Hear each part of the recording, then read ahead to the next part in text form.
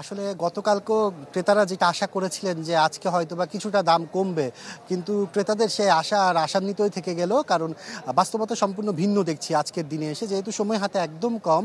আমরা রাজধানীর গাবতলী সহ বিভিন্ন পশুর হাট ঘুরে যে চিত্র দেখেছি যে গরু বাজারে ছোট থেকে মাঝারি গরু একেবারেই সংকট দেখা দিয়েছে। যা আছে বড় সাইজের গরুগুলোই আছে।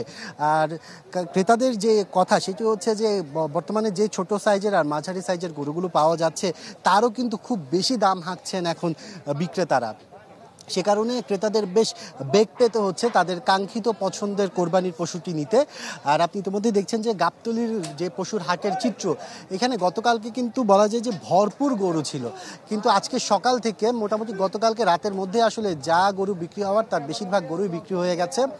এখন আসলে যেসব গরুগুলো আমরা দেখছি গাবতলী সহ বিভিন্ন হাটে, সেগুলো হচ্ছে সাইজে বিশাল দেহি গরুগুলো, যেগুলো আসলে বিক্রি কম হয় তবে তার দামটাও অনেক বেশি।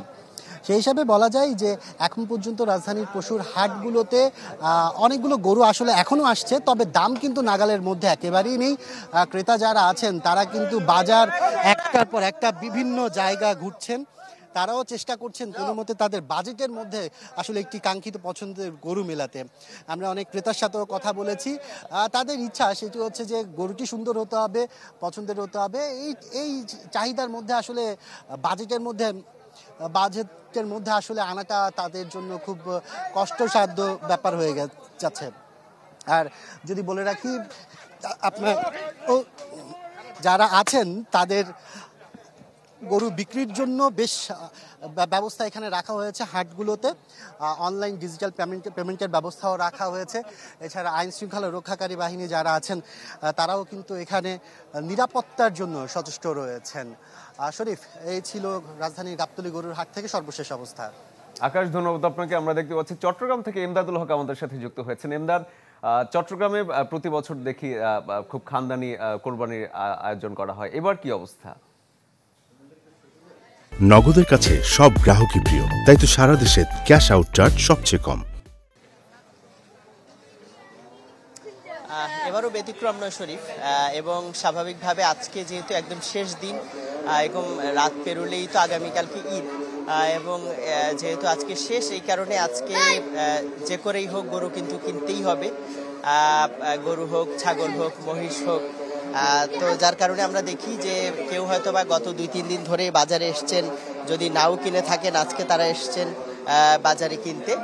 তবে শেষ দিনে এসে আমরা যেটি দেখছি যে আজকে তো দুপুর এখন বাজার কিন্তু আস্তে আস্তে ফাঁকা হতে শুরু করেছে, গরু কিন্তু কমতে শুরু করেছে, এবং একই সাথে যারা আসছেন, যাদের গরু নিতেই হবে আজকে সকাল থেকে আসছেন, ভিড় করছেন, এবং 2-4টা গরু দেখেই কিন্তু মোটামুটি দামে কিছুটা মিললেই নিয়ে যাচ্ছেন।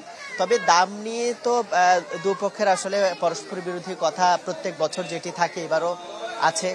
ক্রেতা যারা তারা যেটি বলছেন যে অন্যান্য বছরের তুলনায় দাম বেশি, যে বাজেট তারা নিয়ে এসছেন সেই বাজেটে যেই আকারের গরু তারা পাবেন আশা করছিলেন সেই আকারের তারা গরু পাচ্ছেন না, আর একটু ছোট গরু নিয়ে যেতে হচ্ছে। অন্যদিকে বিক্রেতা যারা আছেন তারা যেটি বলছেন যে তারা দূর দূরান্ত থেকে, কারণ এখানে কিন্তু চট্টগ্রামের যে পশুর চাহিদা, সেই পশুর চাহিদা কিন্তু বেশিরভাগই উত্তরবঙ্গের বিভিন্ন জেলা সহ বিভিন্ন জেলা থেকে যে পশু আসে সেগুলো দিয়ে পূরণ করা হয়।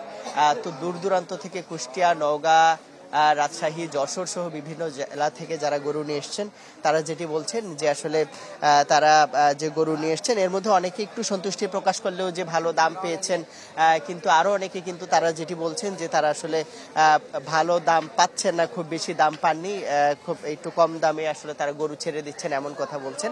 তো যাই হোক, এই কথা তো থাকবেই।